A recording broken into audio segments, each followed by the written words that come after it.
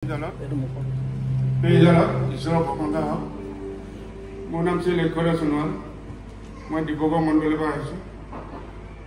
গুৰুকেইটা গুৰু মাক শ্ৰীচৰণত সেৱা জনাইছোঁ। মোৰ দুটি সাক্ষ্য আছে। মোৰ বহুত ডাঙৰ পাইলছ ডেকা দিনৰ পৰা আছিলে, বহুত ডাঙৰ গুটি এটা হৈ আছে।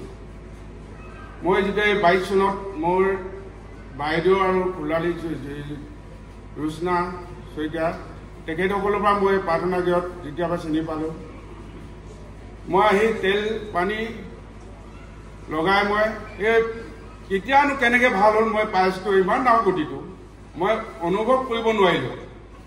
মানে মই আচৰিত, মানে এই প্ৰাৰ্থনা গৃহত আহি মই ইমান ডাঙৰ পাইলছটো মোৰ নাইকিয়া হৈ গ'ল, কোনো ডাক্তৰ ট্ৰিটমেণ্ট নোহোৱাকৈ। আৰু মোৰ ভৰি দুটাই গৰুৱাত ডাঙৰ দুটা গুটি হৈ থাকে, আগতে খোজকাঢ়িব নোৱাৰোঁ। সেই গুটিটো বহুত ভাল হৈ গৈ আছে, বৰ্তমান অকণমান আছে, কিন্তু মই খোজকাঢ়িব নোৱাৰিছিলোঁ। এতিয়া খোজকাঢ়ি মই বল খেলিব পাৰোঁ, ঘূৰি ফুৰিব পাৰোঁ। মোৰ সাক্ষ্য আছিলে। ধন্যবাদ। ঈশ্বৰৰ